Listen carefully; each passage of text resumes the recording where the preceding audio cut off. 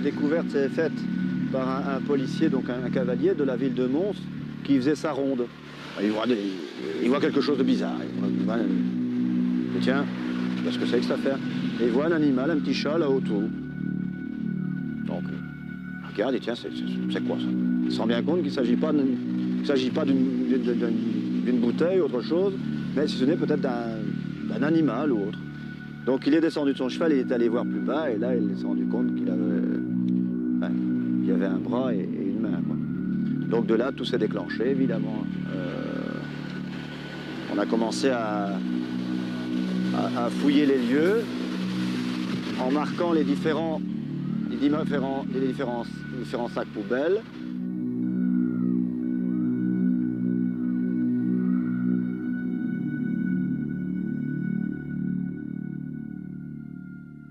À ce moment-là, on est obligé de reconstituer le pulse des parties corporelles, vous comprenez? Et assez rapidement, on se rend compte que là, on se retrouve avec 3 victimes. Une victime dont les parties corporelles sont avec des degrés de putréfaction différents, quoi. On se rend compte qu'on a des degrés de putréfaction très avancés, moins avancés et vraiment proches. Donc là, on se dit, bon, on a affaire quand même à 3 victimes. Supputation, évidemment, hein, supputation. On ne parle pas d'un tueur en série parce que, vous savez, c'est hors du commun. Mais on est inquiet, quoi. Hein. Le mot tueur en série va venir vite. Il était environ 21 h et je tombe nez à nez avec le magistrat de presse et des enquêteurs de la criminelle. J'ai trouvé ça un peu bizarre, un samedi à 21 h. Et d'emblée, le magistrat de presse m'a dit, bon, ben voilà, on vient de découvrir des sacs poubelles à Couëmes avec des restes humains. Il y aura une conférence dans mon bureau dans 1 heure. Et 1 heure plus tard, j'étais dans son bureau avec la presse locale, parce qu'à ce moment-là, bien sûr, il n'y avait que la presse locale d'Averty. Et nous avons eu les premières informations sur la découverte des sacs. Je ne me souvenais pas d'un fait divers aussi macabre, je vais dire 3 corps découpés, 3 victimes dont on ne retrouve que les membres dans un premier temps. Je pense que c'est la stupeur, oui. Nous avons découvert des pieds, des avant-bras, essentiellement des membres, et uniquement d'ailleurs des membres.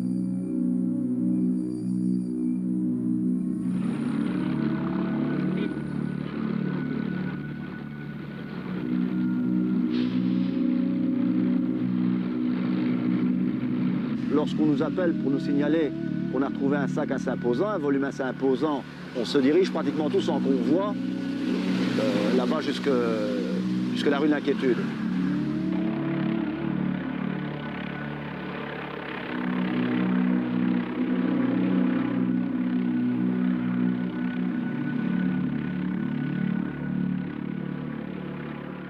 Les médecins légistes sont arrivés, on n'ouvre pas puisqu'il est très important de recueillir le liquide qui peut être à l'intérieur, etc. Donc on n'ouvre pas.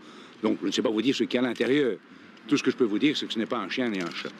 Et on découvre ce volume, ce sac enchevêtré, donc un sac plastique. Quelque chose de bien compact, de bien ficelé. Et puis à ce moment-là, évidemment, on établit le périmètre de sécurité. On demande à nos opérateurs de laboratoire de police scientifique, eux seuls, pour ne pas contaminer les lieux, de se rendre pour voir, pour, quelque part, pour tâter, pour se dire, bon, immédiatement ils se rendent compte qu'on a affaire à quelque chose de compact qui pourrait ressembler à un tronc.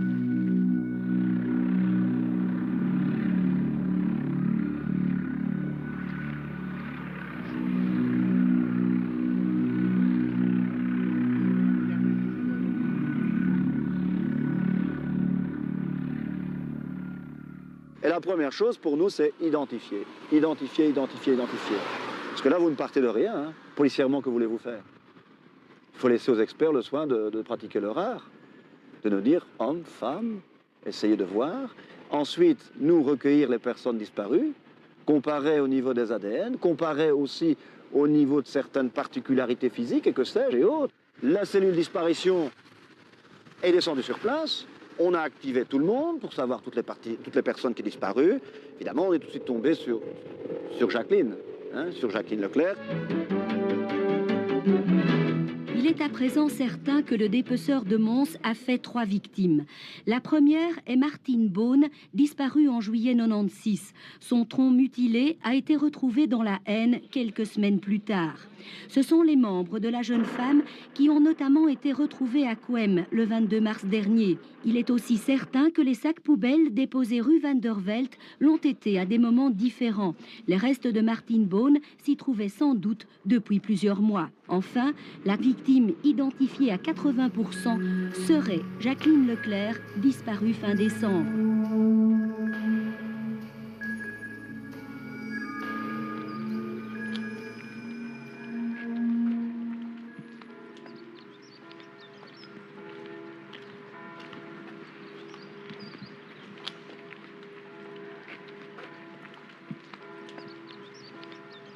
Parce que le jour d'avant, on avait été faire des courses, on avait vu le site bloqué par des combis de police.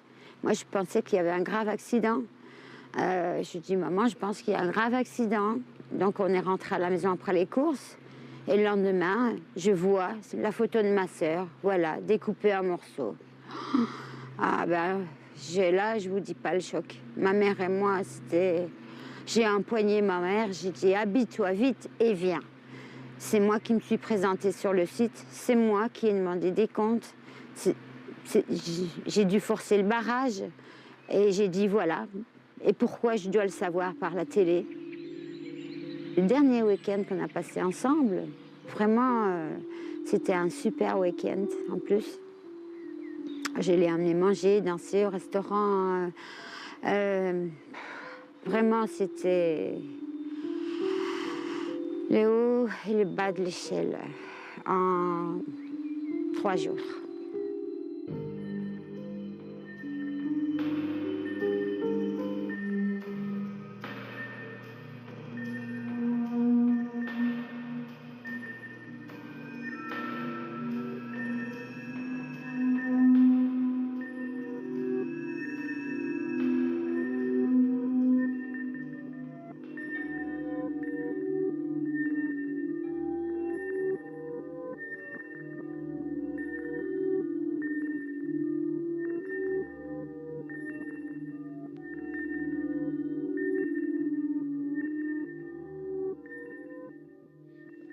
Il y a le côté psychologique aussi que nous devons gérer avec les familles des victimes.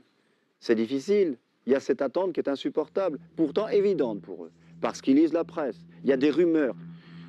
Et ça reste marqué. Vous savez, ce temps entre le moment où on constate des parties corporelles, le temps qu'on fait cette enquête, les familles qui vous téléphonent, auxquelles vous ne savez pas donner de réponse.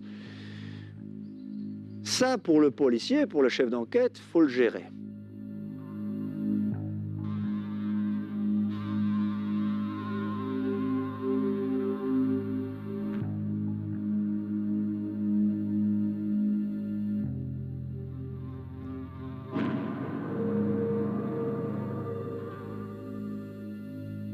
À Couem et à Mons, les fouilles sont terminées jusqu'à nouvel ordre, mais il n'est pas sûr qu'elles ne puissent pas reprendre. L'enquête continue bien sûr, et ce que l'on redoute surtout, c'est une psychose au sac poubelle.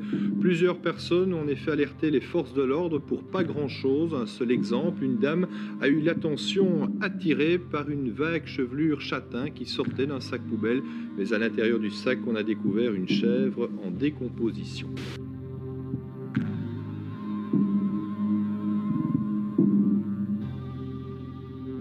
Il est évident que cette affaire a produit un électrochoc. Les gens étaient fort choqués, apeurés, les femmes surtout, bien évidemment, et surtout dans le quartier de la gare. L'activité nocturne a été fortement ralentie. Les bistrots fermaient plus tôt, plus personne ne traînait dans les rues. Il y avait certains traumatismes dans la population, certainement, oui.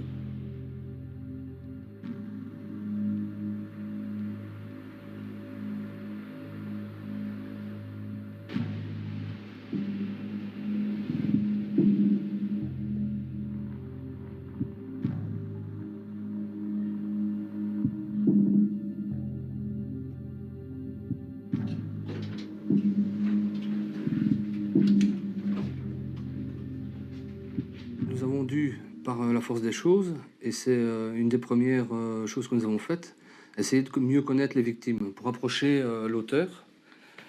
Parce que les victimes, évidemment, fréquentaient certains lieux, avaient une vie qui leur était propre, évidemment. Mais bon, pour rapprocher l'auteur, il faut évidemment connaître la victime à fond. Et je pense que dans cette optique-là, nous avons effectivement travaillé énormément sur le passé des victimes.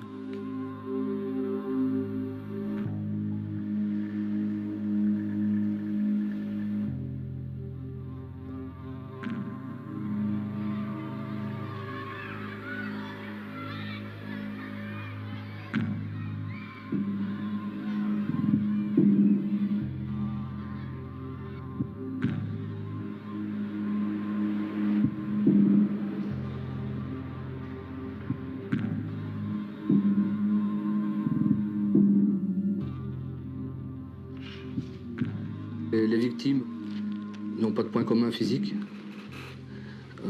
Elles n'ont pas la même taille, elles n'ont pas la même corpulence, elles n'ont pas la même teinte de cheveux. Donc ça, c'est un élément important aussi. Bon, ce sont des dames qui ont souffert, évidemment, peut-être dans leur vie, qui étaient peut-être en décrochage parfois psychologique, parfois un peu fragile, peut-être en dépression. En fait, il n'y avait pas de lien entre les victimes, entre elles. Elles sont peut-être croisées, mais elles n'étaient pas amies, elles n'étaient pas proches. Donc évidemment que le quartier de la Gare n'est pas un grand quartier, c'est pas énorme. Bon, c'est une petite ville, donc les gens qui fréquentent un quartier peuvent se rencontrer par hasard. Il faut savoir aussi que certaines essayaient de trouver un peu de réconfort dans le quartier de la Gare. Pourquoi? Parce que c'est le quartier où les cafés fermaient plus tard à l'époque. Et on pouvait peut-être discuter, faire des rencontres et discuter de sujets ou d'autres. Peut-être s'épancher un peu sur sa vie, ce qu'on n'ose peut-être pas faire avec sa famille. Voilà.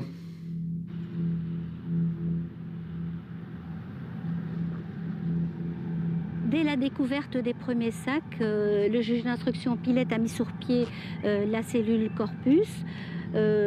Progressivement, des informations sont arrivées à la cellule, des informations qu'il fallait évidemment vérifier.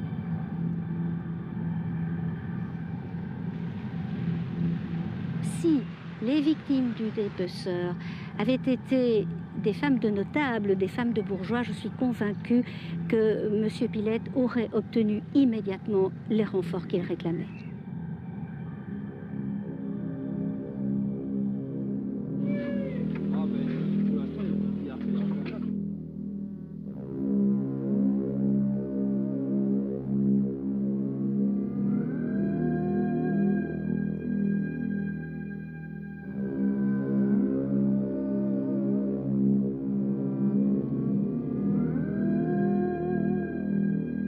Eh bien là, c'est le branle-bas de combat. Hein. Là, on vient, puis manifestement, donc encore une fois, une riveraine, personne qui habite ici dans la région, qui en passant voit quelque chose de bizarre. Là. Un sac qui est éventré.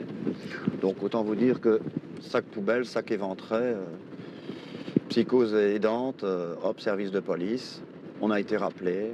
Et alors, à partir d'ici, périmètre de sécurité, donc ici à partir du pont.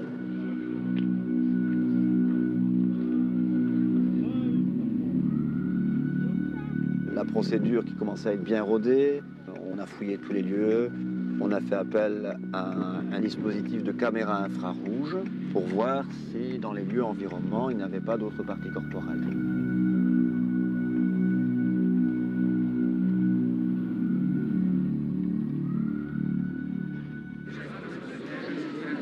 Le premier sac contenait un pied et l'avant-jambe, c'est-à-dire la partie située entre le genou et le dessus de la cheville.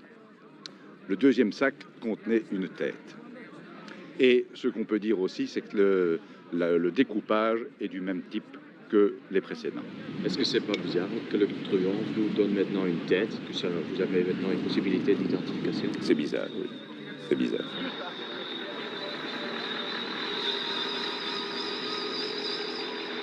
Il était tout à fait indécent de photographier la tête et de la soumettre par respect aux défunts, par respect à la famille, de soumettre comme ça dans les photographies. Hein.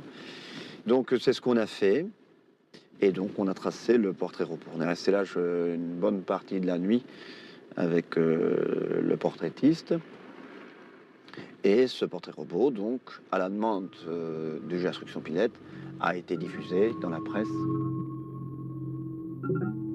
Le jour même de la parution dans les journaux, je me trouvais au bureau en train de travailler dans l'affaire du dépeceur, ou des dépeceurs, lorsque j'ai reçu un appel, un coup de téléphone. Quelqu'un m'a dit, voilà, on veut absolument une dame ici au téléphone qui veut absolument te joindre. Elle est certaine d'avoir reconnu la photo qui se trouve dans les journaux.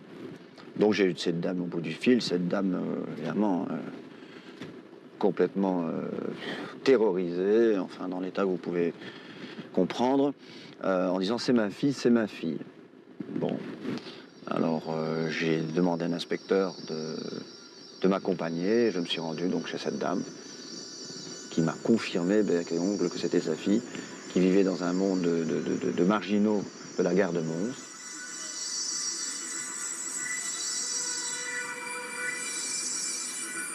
Donc nous pouvions à ce moment-là donner un nom aux parties corporelles dans leur ensemble, qui était celle de Nathalie Godard.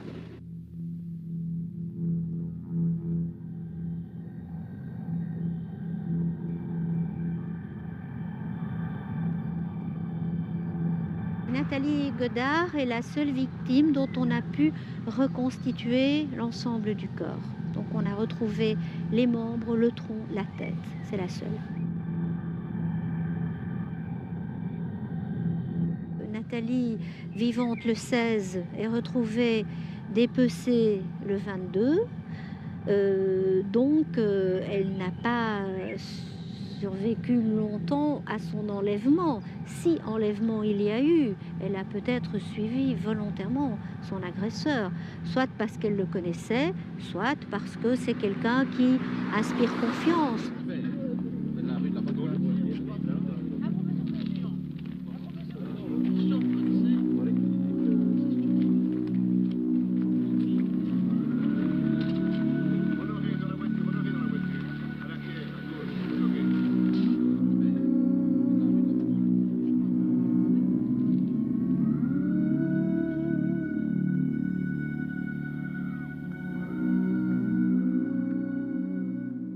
Dans les premiers temps de l'enquête, nous sommes intéressés aux personnes qui avaient, disons, des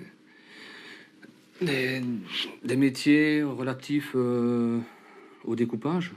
Et donc, évidemment, les bouchers, les chirurgiens, les menuisiers, éventuellement. Donc, on fait l'objet de vérifications. Maintenant, bon, il faut être réaliste aussi. Si on doit s'attaquer à tous les chirurgiens, les bouchers, les menuisiers, il faut quand même aussi mettre des limites dans le travail. Il l'a tué une première fois, il y a dû avoir une réaction, même si le fantasme était de tuer ou de démembrer, il y a dû avoir une première fois. Je ne suis pas certain qu'à l'époque, à la première fois, il avait rassemblé, entre guillemets, tout son matériel. Je crois que les choses sont venues un petit peu les unes après les autres. Il y a pour moi, deux hypothèses. La première, on tue, on fragmente le corps pour s'en débarrasser.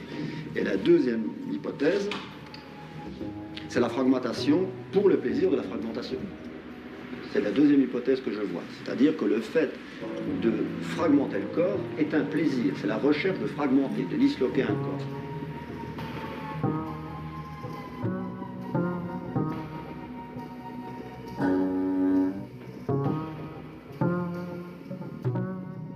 Pour découper un corps, il faut une certaine force. Même si cette force physique est surdimensionnée par rapport à vos fantasmes, à votre stimuli, c'est que votre psychologie domine le physique quelque part. Nous ne connaissons pas les causes de la mort des victimes. Et il faut savoir aussi que certaines parties corporelles nous manquent et que peut-être que des traces importantes sur ces parties auraient pu nous aider. Mais un seul corps a été reconstitué et sur ce corps, il n'y a pas de traces visibles d'agression.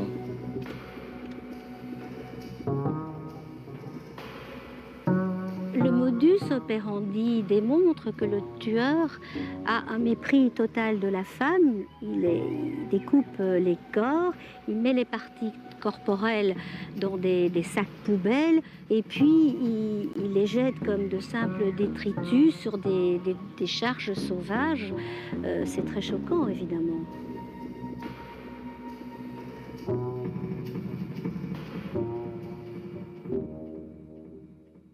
Le mobile doit répondre à un fantasme, certainement. Il y a certainement aussi une connotation sexuelle dans le fait de tuer, de dépecer. Peut-être que la jouissance vient de la découpe, tout simplement. Le dépeçage n'est est plutôt monnaie courante. Je pense que les gens s'imaginent qu'il n'y a que le dépeceur de monstres qui découpe ses victimes. Il faut bien se rendre compte que le dépeçage d'un corps est une manière assez facile de se débarrasser justement du corps. Et que, il y a évidemment beaucoup d'affaires criminelles où les corps ont été dépecés. Et donc, évidemment, qu'on s'intéresse à tout ce qui concerne le dépeçage d'un cadavre quelque part.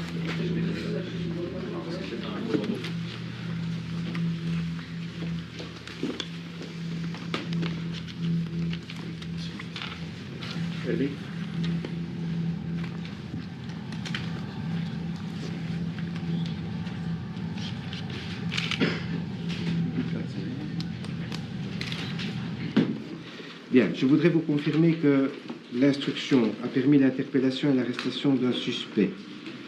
Cette personne passera en chambre du conseil lundi prochain. Dans l'enquête sur le tueur en série, le parquet de Mons a confirmé officiellement ce matin qu'un homme avait été arrêté en début de semaine.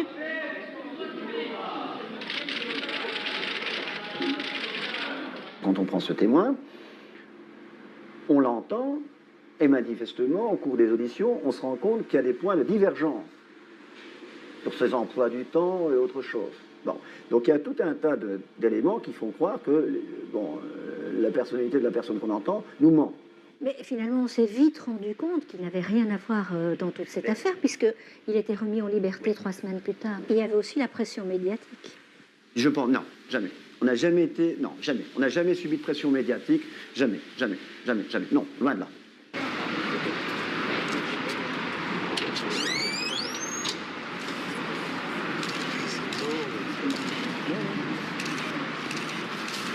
Monsieur Bogart, de toute façon. quel effet ça vous fait de retrouver la liberté? Bien, parce qu'on met un innocent en prison. Donc, Vous êtes écœuré de tout ce qui s'est passé? oui, en sens, oui. Pourquoi on s'est Je attaqué? vous dire, je suis fatigué, j'ai envie de rentrer dans ma famille. Je sais pas. Je sais pas vous répondre. Demandez à la gendarmerie ou à n'importe qui, ils vous le diront. Pourquoi est-ce qu'on vous a arrêté à un moment donné, à votre avis? Parce que j'étais le dernier petit ami de Nathalie. Pour ça. Et c'est comment vous l'avez vu la dernière fois? Le 16. À la marche blanche? Oui. On n'avait aucune preuve? Non, aucune nouvelle. On n'avait aucune preuve contre vous? Il n'y a pas de preuve. Enfin, je rentre chez moi, excusez-moi. Excusez-moi, je rentre. Qu'est-ce que vous allez faire maintenant?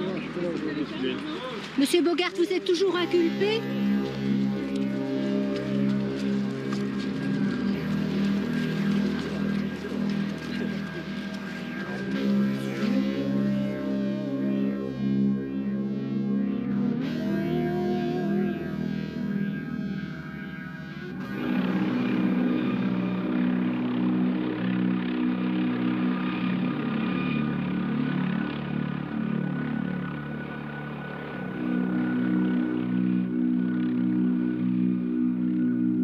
Carmélina Rousseau a sans doute été la première victime du dépeceur. Son bassin a été retrouvé dans les eaux françaises de l'Escaut en janvier 96.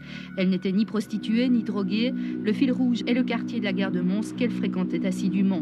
Aujourd'hui, l'avocat de la famille constate et déplore que les vérifications les plus sérieuses n'aient réellement commencé qu'en mai 97, date à laquelle le juge Pilette, en charge de l'enquête sur le dépeceur, hérite du dossier de Carmélina Rousseau.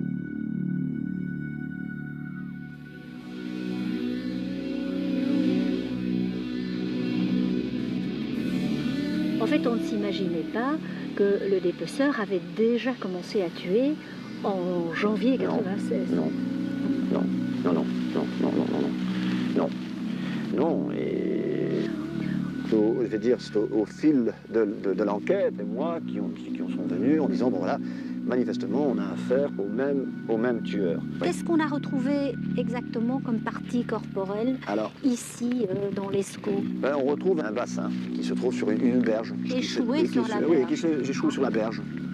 Donc ça se situe exactement ici, un peu plus loin. Ah oui, c'est donc, là, hein. juste là. C'est la seule partie corporelle de Carmélina que l'on a retrouvée.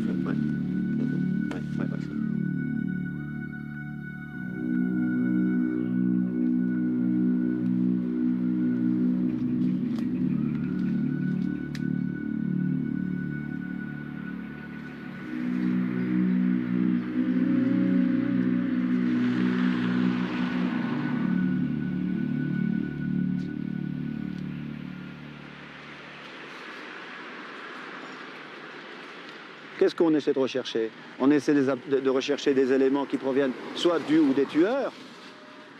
Il y a deux choses qui vous parlent, le cadavre et les lieux.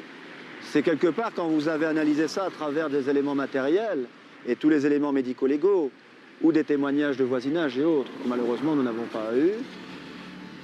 Eh bien c'est un peu le trait de fusain qui vous trace quelque part le profil du criminel.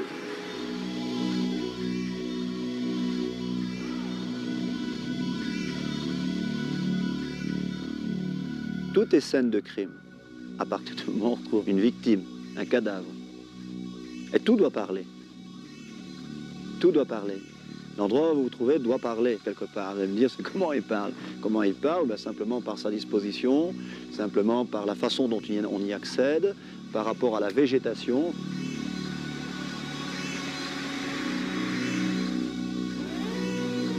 Vous vous rendez compte aussi que lorsque vous transportez des parties corporelles, moi je m'imagine, on ne doit quand même pas se sentir en sécurité. Donc, c'est quelqu'un qui doit connaître, les endroits, ça paraît manifeste.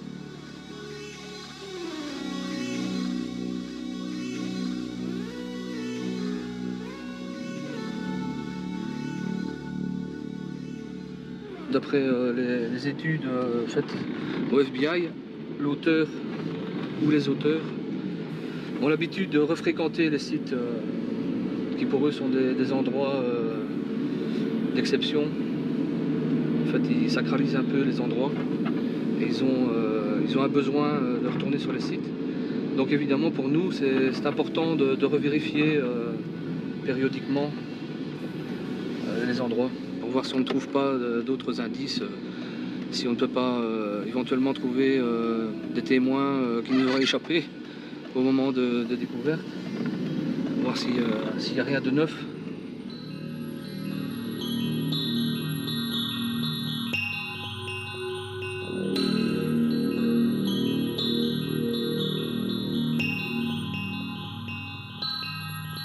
On est allé ouais, je sais pas passer.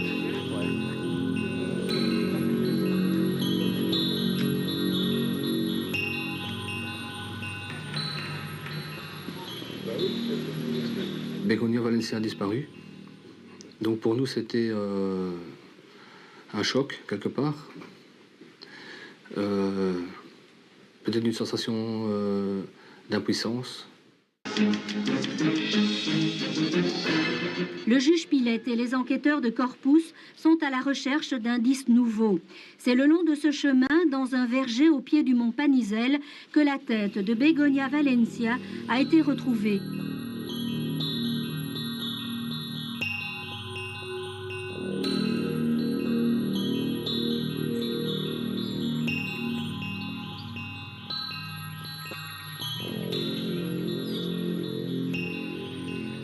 En fait, ce sont des enfants qui, en jouant, ont déterré ce crâne qui était enfoui dans les alluvions, probablement dans les alluvions de la rivière. Pour les enquêteurs et pour tout le monde, c'était quand même assez troublant, assez perturbant de se dire que le tueur avait encore eu l'audace et le culot d'agir alors que toute la police était en effervescence et que la population aussi était particulièrement attentive à tout ce qui se passait. Dans le phénomène des tueurs en série, vous avez toujours un phénomène cyclique. Ça, évidemment, policièrement, on se demande quand ça va arrêter, quand même. Hein. Ça c'est clair. Ça veut dire que le fait d'avoir découvert une grande partie des sites où se trouvaient les parties corporelles, ben, il a décidé de recommencer, envers et contre tout. Donc, ça fait partie de la logique, s'il y en a une, du ou des tueurs en série. Donc, à ce moment-là, pour nous, on est chargé de l'enquête, on se dit, j'espère que ça va arrêter quand même.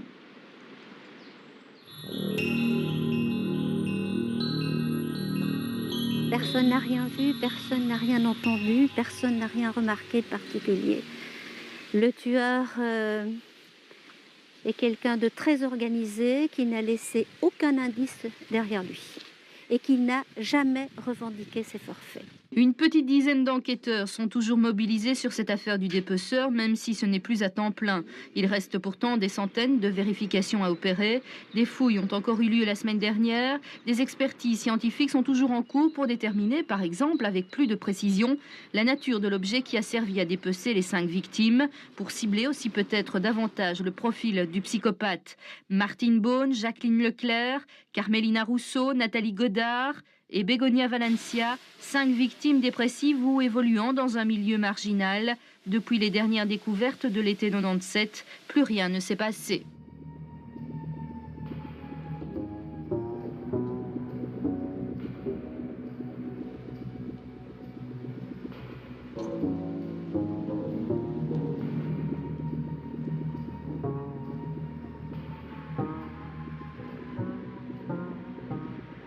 Alors ici, on est devant l'hôpital psychiatrique de Mons, l'hôpital du Chênoé. Et d'après mes informations, 4 des 5 victimes ont été hospitalisées ici à un moment donné de leur existence. Entre 90 et entre 95. Lesquelles ? Alors Martine Beaune, elle est connue, elle d'ailleurs, des enquêteurs. Les enquêteurs savent très bien qu'elle a été hospitalisée ici. Begonia Valencia, bien entendu. Jacqueline Leclerc et Carmelina Rousseau, qui y sont passées brièvement, mais elles ont été hospitalisées ici à un certain moment. Les journalistes ne sont pas les bienvenus à l'hôpital et je pense que les enquêteurs n'ont pas non plus été très bien reçus à l'hôpital. Il est normal de s'être intéressé à des instituts tels que celui du Chênoé, mais ce n'est pas le seul institut sur lequel nous avons travaillé. Et ce n'est pas la seule piste non plus, donc évidemment qu'on a vérifié ce genre d'établissement, les patients ou les personnels qui y travaillent. Bon, pour moi, la piste du Chênoé fait partie d'un lot, hein, et donc il fallait s'y attacher, on l'a fait, et puis pour l'instant, il n'y a rien qui nous ramène au Chênoé.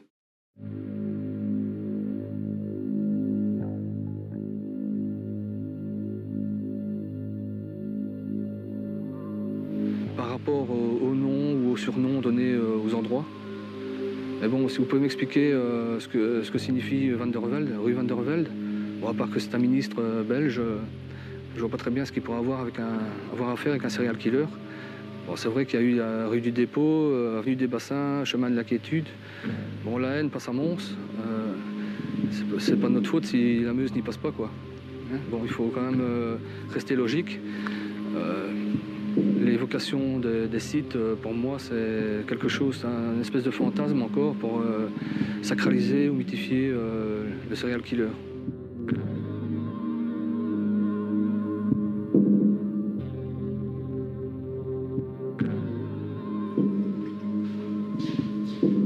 Nous avons évidemment vérifié les endroits fréquentés par les victimes, les relations qu'elles ont pu avoir avec certaines personnes. Nous avons essayé de voir la vie qu'elles menaient. Et donc, nous avons constaté qu'elles fréquentaient toutes, évidemment, le quartier de la Gare. Alors, dans le quartier de la Gare, il y a des établissements qui restent ouverts toute la nuit. Donc, notamment l'hôtel Métropole. Donc, je veux dire que nous avons dû investiguer au niveau de cet établissement parce que les 5 victimes y étaient passées.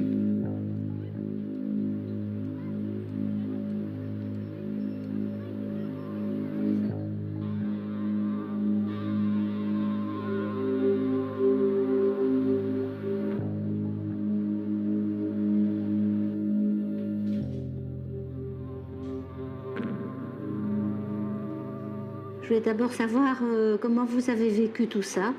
Parce que d'abord, je pense que les différentes femmes qui ont disparu fréquentaient les bistrots ici de la gare et notamment aussi votre établissement. Oui, elles fréquentaient, oui, elles sont toutes venues ici. Et Martine Beaune, bon, vous la connaissez parce qu'elle était française comme moi et elle venait d'Angers. Et quand sa maman venait la voir à Mons, elle venait dormir ici. Donc, bon, bah, Martine, moi je la connaissais. Je connaissais Martine. Qui ne connaissait pas Martine à Mons? Oui, effectivement.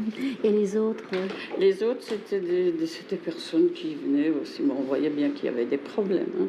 Et à un certain moment, on vous soupçonne? C'est-à-dire qu'on me soupçonne, oui, parce que je devais être de connivence avec quelqu'un. On m'a dit, franchement, vous devez être de...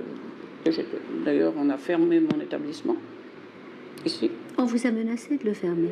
Non, on l'a fermé. On l'a fermé. On a perquisitionné partout. On a perquisitionné chez moi, chez où j'habite. Dans votre domicile privé? Oui. On a perquisitionné en Normandie, là où j'avais une maison. Évidemment, en même temps? Oui. En même temps? Oui. Oui. Donc, ces perquisitions étaient bien organisées entre les Français donc, et les Belges. Oui, oui. C'est pas facile à gérer une situation comme ça. Non. Ni par rapport à vos voisins, non. Ni par rapport à vos clients. Ni par rapport à moi-même. Je vous assure que j'en ai gardé quelque chose. Oui, une rancœur? C'est pas une rancœur, non, je souffre. Non, c'est au niveau psychologique, Ça vous a traumatisé, perturbé? Oui. Encore aujourd'hui? On vous a prise pour la dépeceuse? On m'a dit que j'avais quelque chose à voir. J'étais liée directement à cette affaire. Et vous n'étiez pas seule, vous n'étiez pas soupçonnée seule. Mais si, parce que moi j'ai un fils et puis mon fils a été arrêté parce qu'il travaillait avec moi. Mais si, j'étais seule et il y avait ce monsieur qui me donnait un coup de main de temps en temps. Et qu'est-ce qu'il est devenu ce monsieur? Eh bien, il est parti vivre en Normandie dans une maison que je lui ai louée. Et alors de ça, évidemment, ils ont dit c'est lui. Parce qu'il était parti. Oui, ils sont allés perquisitionner en Normandie. Et on a emporté... on n'a rien trouvé, hein, madame. Hein. Je voulais encore vous poser une question. Est-ce que vous avez entendu parler de la mort d'une Française ici dans le Nord, Janine Sobka? Vous n'avez pas lu dans la presse l'année dernière? Ça vous dit rien? Elle n'a pas habité Mons? Vous connaissez Janine Sobka? Ça me dit quelque chose, Janine. Janine me dit quelque chose. On m'a dit qu'elle avait un établissement ici à la gare dans le temps. Vous êtes sûre de ça?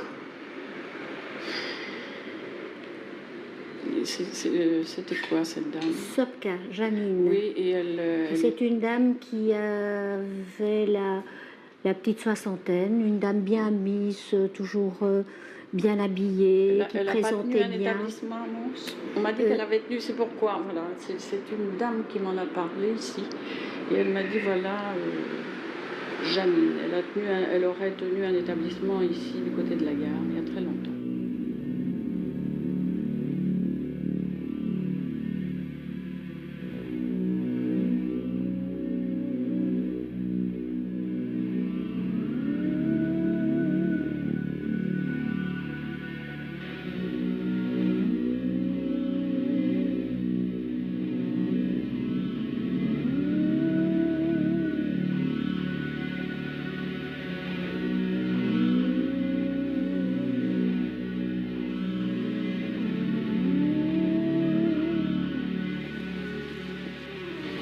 Qui a découvert le corps? Donc ce sont des employés et ils ont vu ce sac qui flottait et qui était au bord de la berge en fait. Chez Janine Sobka, on a un bras mais sans la main, on a une jambe coupée à mi-cuisse avec le pied là cette fois et on a un demi-tronc en fait. Donc il manque la moitié des membres et la tête et puis tout le bas du corps aussi également.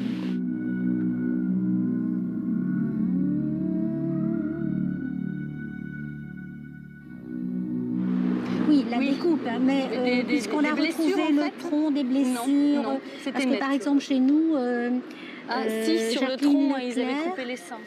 Les seins étaient coupés. Sur Janine Sopka. Oui. Ah bon? Si, il n'y avait plus, les seins ont été découpés en fait. Ah, ça c'est un élément particulièrement intéressant parce que en ce qui concerne Martine Beaune, on a constaté le même type de mutilation. Vous étiez au courant? Ah non, non. Ah voilà. Donc Janine Sopka avait été mutilée. On lui avait coupé les seins. Oui. Alors là, c'est un élément quand même de plus qui rapproche les deux affaires. On retrouve ici le bassin de Carmélina Russo et l'année dernière, on retrouve à 3 km en amont le bassin, le tronc de Janine Sopka. Oui, tout à fait. Oui, ça c'est... Allez, vais-je dire... Moi, je ne vais pas me prononcer en qualité de chef d'enquête. Bernard commissaire Fressineau est le seul à avoir traité avec les autorités judiciaires et policières françaises. Mais quand vous regardez ça, évidemment, avec le recul, c'est vrai qu'au niveau des lieux, c'est troublant. C'est troublant. Au niveau des lieux, au niveau du profil des victimes, oui, tout à fait. Et au niveau du mode opératoire. Oui. Je garde la paternité de mes propos. Pour moi, oui, c'est troublant. C'est troublant. Vous n'excluez pas les liens entre l'affaire Sopka et l'affaire du dépeceur. Le policier que je suis, non, moi je ne rejette rien. Je ne rejette rien, je suis interpellé, ça c'est clair. Troublé. Probablement, oui. Sûr. En ce qui concerne donc Madame Sopka, qui a été retrouvée dans le nord de la France. Donc là, moi, je n'ai participé à aucun acte qui a été mené par les collègues. Et je ne veux pas trop m'étendre sur ce sujet parce que ce n'est pas le propos de... C'est pas mon enquête.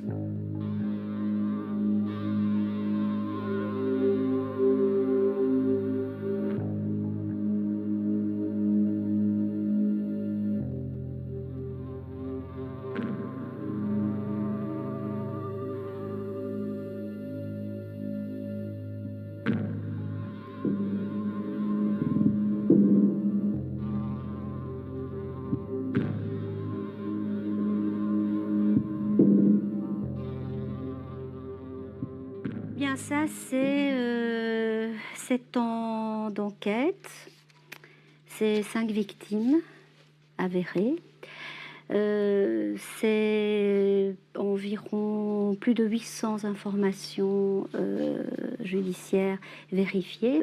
Je peux dire aussi que c'est la douleur de 5 familles qui ont perdu un être cher, une mère, une fille, une femme. Et puis c'est aussi le mystère, puisqu'on n'a jamais identifié le dépeceur de Mons. Moi, j'émets plusieurs hypothèses. La première, qu'il a été emprisonné. On peut imaginer qu'il avait des antécédents judiciaires.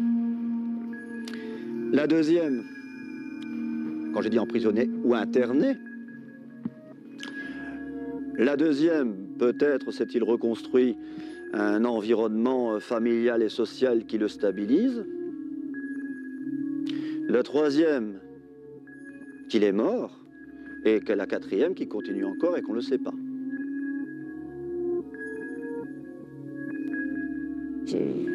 J'espère que les gens qui ont peut-être entendu ou vu quelque chose pourraient peut-être maintenant s'exprimer auprès de la police.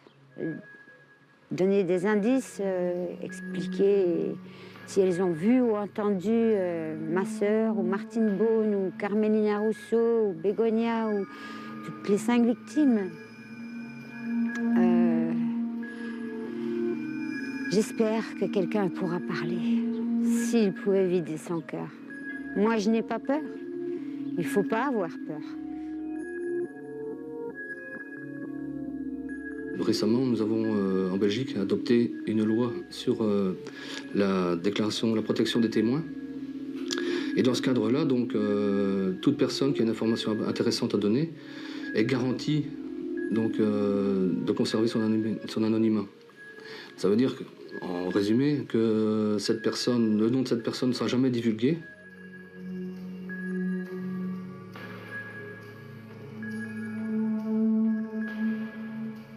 Je suis certain que que quelqu'un a vu ou sait quelque chose. Qu'est-ce qui a le plus manqué aux enquêteurs dans toute cette affaire? La chance. Je crois, la chance. La chance de... un petit coup de pouce de la chance pour pouvoir tirer, je vais dire, sur le bon fil pour détricoter et arriver à l'interpellation du suspect, du tueur. Un peu de chance. On a tout le temps. C'est... Vous savez, il a peut-être commis ou il va peut-être commettre une maladresse. Tant pis, hein. Tant pis. Vous savez, l'actualité récente prouve quand même que... Hein, c'est ça, il y a des mots que moi, le fait de dire ça piétine, que ceci ou cela, c'est pas vrai. Une enquête, elle piétine pas. Elle piétine pas parce qu'elle est tout le temps dans l'esprit des enquêteurs, donc elle peut pas piétiner. Ça veut pas dire que durant 8 jours ou 1 mois, vous ne faites pas une audition là-dedans, que l'enquête est piétine. Loin de là. Ça veut simplement dire, tant qu'il y a des enquêteurs qui croient à l'affaire du dépeceur et des magistrats, évidemment, moi je crois qu'il n'y a aucun problème. Il faut être attentif. Dans mon bureau, donc j'ai les photos des victimes.